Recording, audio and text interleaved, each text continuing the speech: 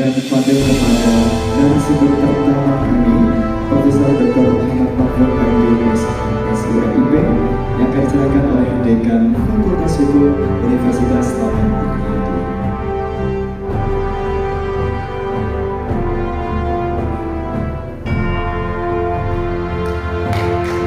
Beri kepada yang kedua, dengan biasa.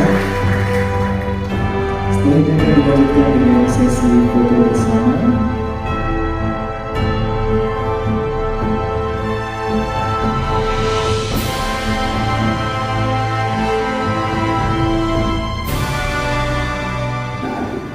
Itu hukum.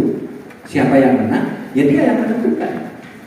Nah, tapi kalau memang kebijakannya tidak benar, bisa diprotes, bisa diubah. Nah, oleh sebab itu saya tidak pernah masuk ke misalnya persoalan apakah dana antara itu baik atau enggak, peduli saya. Apakah efisiensi itu benar atau tidak, itu urusan rakyat. Yang rakyat yang menilai dan memprotes. Saya tidak pernah mempersoalkan itu karena Pak Prabowo sudah menang pemilu dan sudah bentuk pemerintah. Saya tidak pernah memprotes apakah kabinet itu tidak terlalu besar atau kecil, itu wewenang Pak Prabowo. Kalau rakyat tidak suka silahkan protes, bukan saya. Itu. Kemudian makan siang gratis, efisiensi itu kewenangan yang bagi saya secara etis saya tidak boleh persoalkan karena dia menang pemilu untuk membuat itu. Tapi rakyat boleh mempersoalkan. Maka saya tidak bicara lain. Yang saya selalu persoalkan kalau terjadi pelanggaran hukum. Seperti apa? Seperti pemanggalan laut di Tangerang. Wow, saya protes keras itu. Pelaksanaan hukum korupsi yang misalnya tidak transparan dan tebang pilih, itu saya protes. Kalau soal kebijakan silakan ya. Demokrasi yang dicidrai, saya bisa protes. Sekarang sebagai warga negara yang punya hak untuk melakukan protes dalam berbagai hal, tapi dalam hal-hal pembentukan kebijakan saya tidak akan ikut protes. Tapi pelanggaran atas konstitusi dan kebijakan saya bisa ikut protes.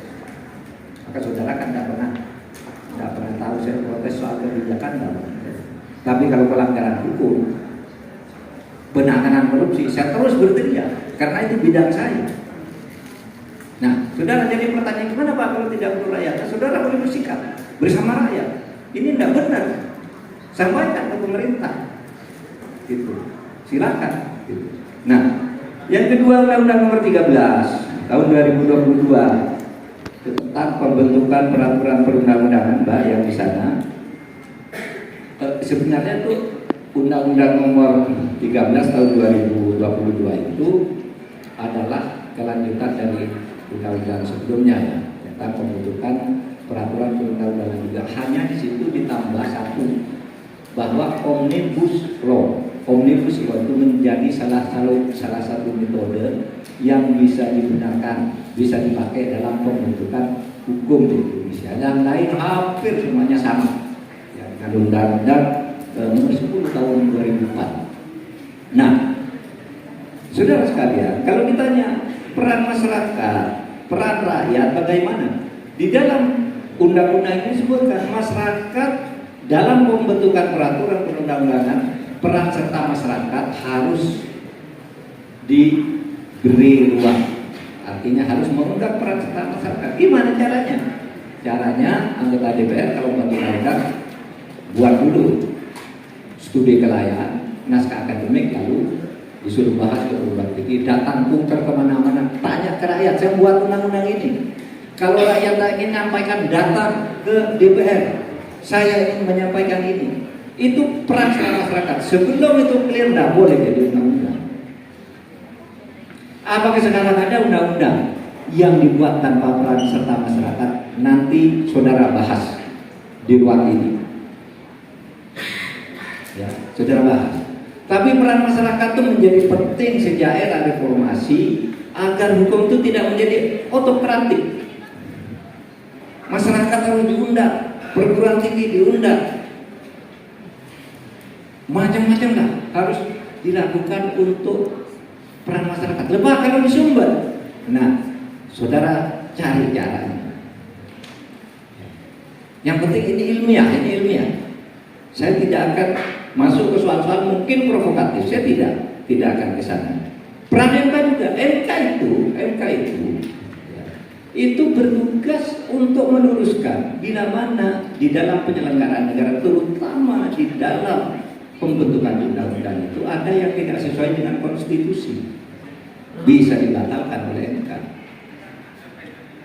Jadi kalau undang-undang tidak dianggap tidak sesuai dengan konstitusi, itu yang boleh membatalkan dan menafsirkan hanya MK, bukan MA. Itu kita membuat begitu dulu aturannya. Itu kalau undang-undang. Kalau dalam pemerintahan atau peristiwa sehari-hari, MK itu juga mengadili sengketa antar lembaga negara yang disebut di dalam undang-undang lembaganya, lalu membubarkan partai politik, juga mengadili sengketa hasil pemilu. Itu peran MK. Itu yang diatur di dalam konstitusi. Dulu di awal-awal itu kan baik kan? Semua itu kan saya katakan tadi, hasil reformasi itu hebat tuh. Sampai tahun 2009 kira-kira, wah hebat benar nih Indonesia. Lembaganya bagus, aturannya bagus. Baru sesudah itu mulai ada masalah di dalam demokrasi kita. Politik uang sudah mulai tumbuh sejak tahun-tahun itu. Bukan hanya untuk menjadi anggota DPR, untuk menjadi pejabat juga harus lewat pintu-pintu tertentu. Ormas sekalipun pakai gini. Ada yang mengendalikan dari luar. Itu mulai terjadi sejak kira-kira tahun 2009 dan mulai turun naik begitu. Tapi saudara, jangan anggap semuanya jelek. Banyak yang baik di dalam perjalanan bangsa ini. Saya katakan saudara, jangan menjadi nihilis, menganggap semua yang dilakukan oleh pemerintah salah, ini salah. Tidak boleh. Yang bagus banyak. Tapi yang tidak bagus kita kritik. Kalau yang bagus apa Pak? Ya kalau sudah bagus sudah tidak usah disebut, sudah bagus tuh. Nah yang kita persoalkan kan tidak bagus-bagus. Kalau yang bagus-bagus disebutnya yang berjalan sehari-hari itu kan udah bagus juga. Misalnya keamanan gitu ya, udah bagus kan. Ketertiban di desa-desa kan bagus kan. Gitu. Penegakan hukum, di luar hukum korupsi dan menyangkut pejabat dan menyangkut kekayaan alam, penegakan hukumnya bagus kan. Gitu. Gak yang gitu-gitu enggak boleh. Tapi yang menyimpang-menyimpang ini yang harus dikritik. Sehingga jangan nihilis, jangan fatalis juga. Waduh, tak begitu, saya sudah bisa apa-apa, tidak berdaya menghadapi permasalahan, lalu dia tidak boleh. Tetap berbuat untuk negara kita, mempertahankan negara yang dibangun oleh Soekarno, Hatta, kemudian ada pamannya Pak Prabowo, yang nasionalis ini semula bertentangan tapi bersatu kemudian demi kemerdekaan Indonesia. Dan mestinya karena belum terlalu lama sebenarnya kemerdekaan kita kan baru 8 tahun. Mestinya nilai-nilai seperti itu tertanam di hati kita. Pikiran itu ya, yang berlaku ini. Sekaligus saya Pak mendekat, saya habis ini Pak Ade, Pak Aidil, saya pulang duluan ya.